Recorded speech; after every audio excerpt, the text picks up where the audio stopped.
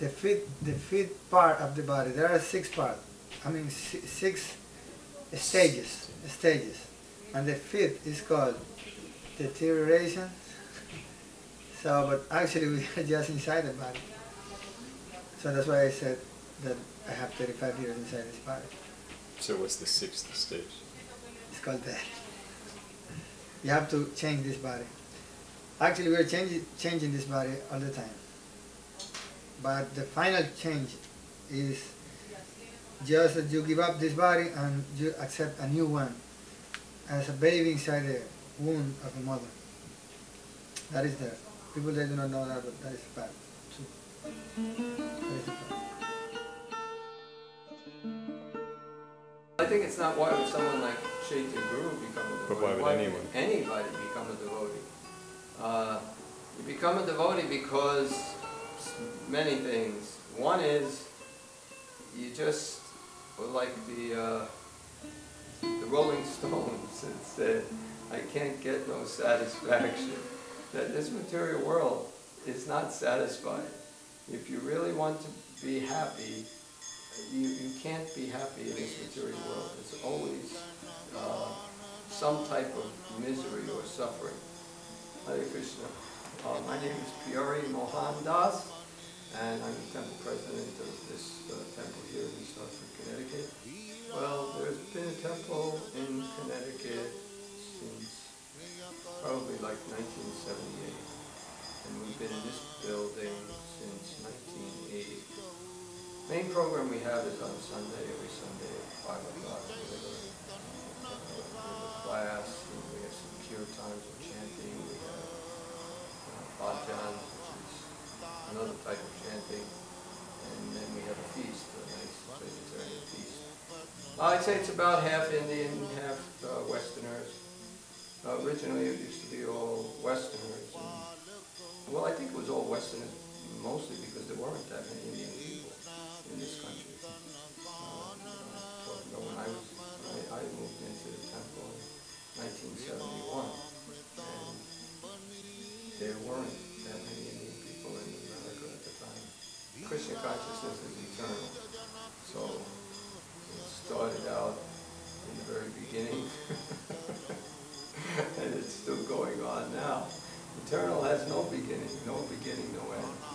Krishna is a name for God, and means all attractive. God is so wonderful, beautiful. He has all opulences. He's the most attractive. The history of Krishna consciousness in the West, that would be a little easier to explain. Srila Prabhupada wanted to come to America and preach Krishna consciousness because his spiritual master told him to preach to the English-speaking people. He went to New York City and he started chanting, and he depended on Krishna or God, and people became attracted. Now this was in 1965, where it was actually a very perfect time for spreading Krishna consciousness, because a lot of people, a lot of hippies, people were upset with the Vietnam War, and anyway, young people were not satisfied, and they were attracted to the Eastern thought, and Prabhupada just started chanting and preaching, and gradually he opened up a center in Manhattan, and then he incorporated the International Society for Krishna Consciousness. And they're thinking, they just have a little storefront on 2nd Avenue. Why is he calling it an international society? We have one little temple. They just rented a place, and he called it International Society. But he had he had some transcendental vision, and he could see that this was going to become an international society. And within 12 years, he opened up over 100 centers all around the world, and there are thousands of devotees.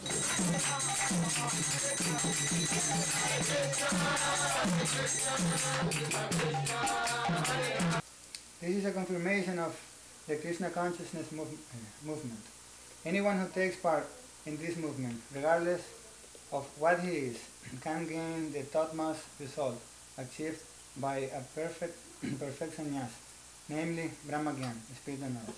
Even more important, he can advance in devotional service. Maharaj Yudhishthira thought that because he was a grihastha, there was no hope for his being liberated, and therefore he asked Narada Muni how he could get out of the material entanglement.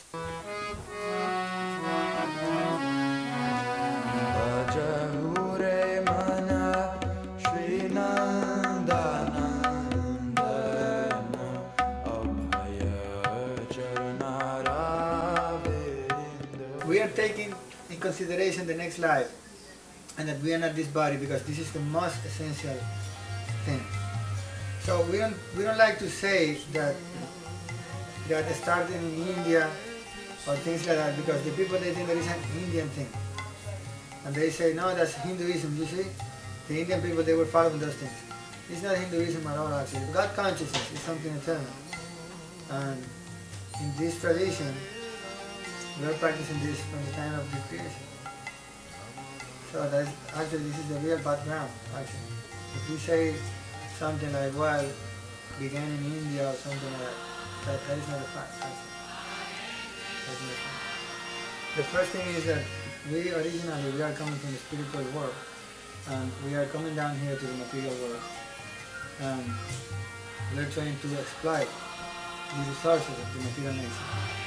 So God is so merciful that He sends somebody, He comes Himself, and He established some scriptures.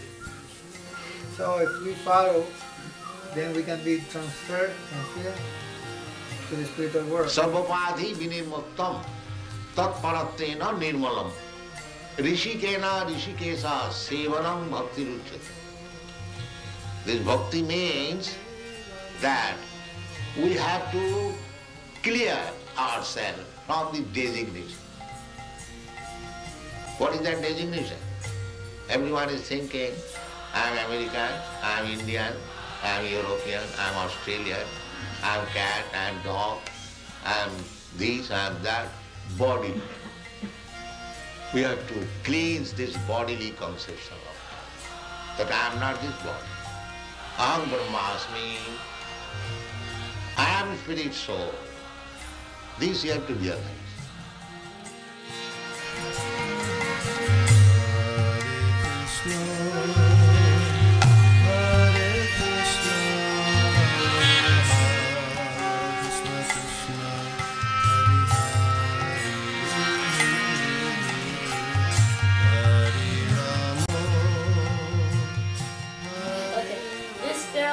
This boy, and the girl asked the boy, if I have 6 oranges and I give you 3, how many oranges will I have left? And the boy said, I don't know, I use apples in my class. My dad exploded of laughter when he first heard that joke.